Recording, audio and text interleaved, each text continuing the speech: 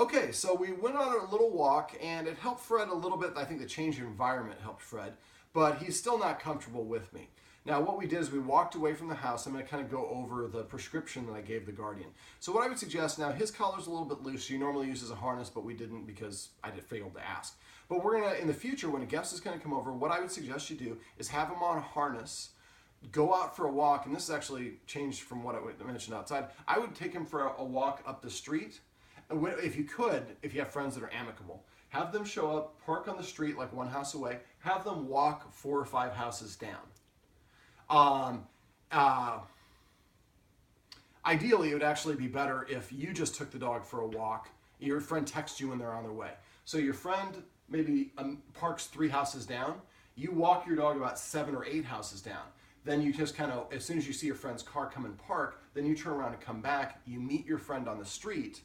And then I'm going to have you hand the leash to your friend, let the dog walk between you guys, and then you're going to walk back to your house. Now, she can't let the dog just run ahead.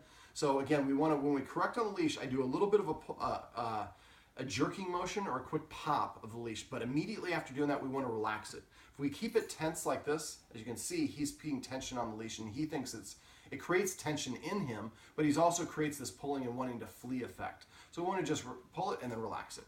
Now, in the house, if you need to get him to come to you and he's kind of doing what he's doing now, what we want to do is orientate the leash so it's underneath his chin.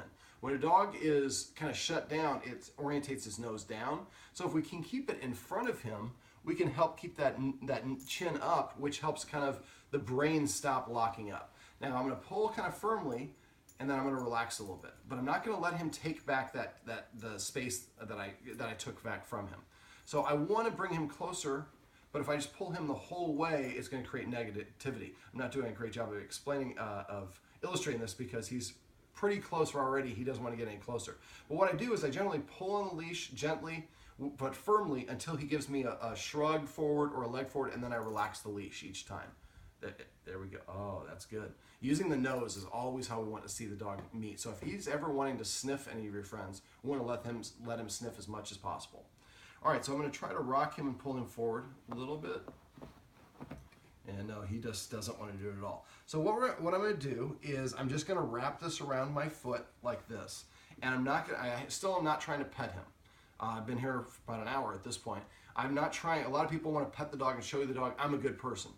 All I want him to do is basically practice being next to a human and the human not interacting with him, not talking to him, not trying to pet him, not even really looking at him.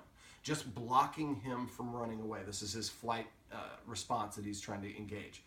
Now, sometimes they'll shake when this happens. That's because the neuron is trying to create a new neural pathway, because normally what I do is blocked. So I have to come up with a new way of dealing with it. Now, he's panting, which is a sign of stress. Dilated pupils, another sign of stress. But if I try to pet him, it's going to validate all of his fears.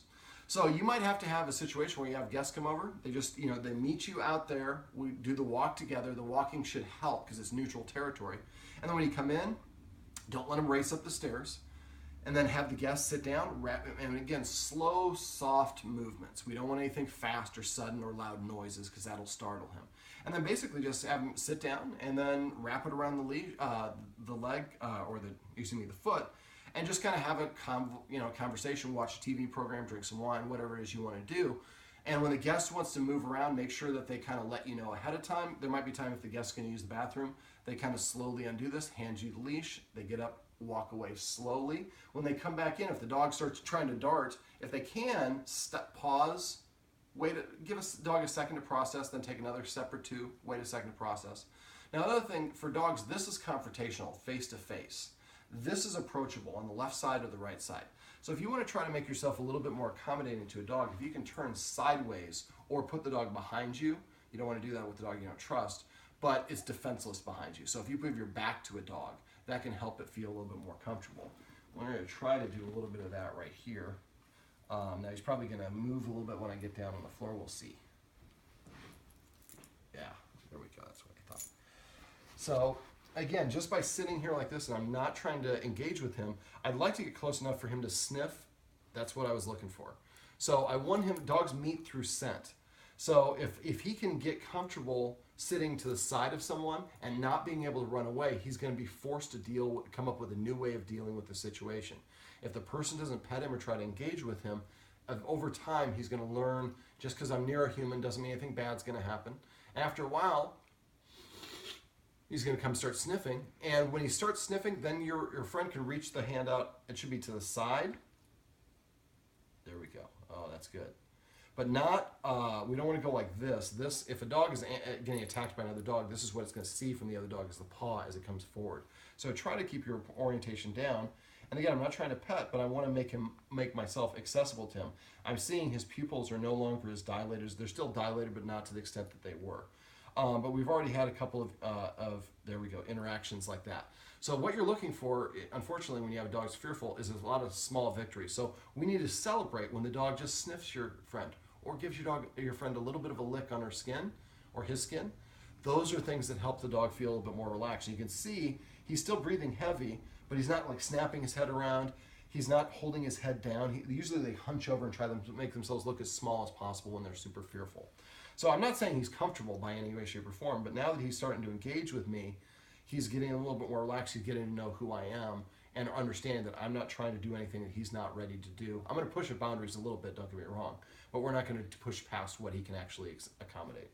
So this is basically, I don't know how I would summarize this little video, but this is kind of a way that we can introduce people to the dog in a more structured way without letting him run away and helping him develop a new way of interacting and meeting people.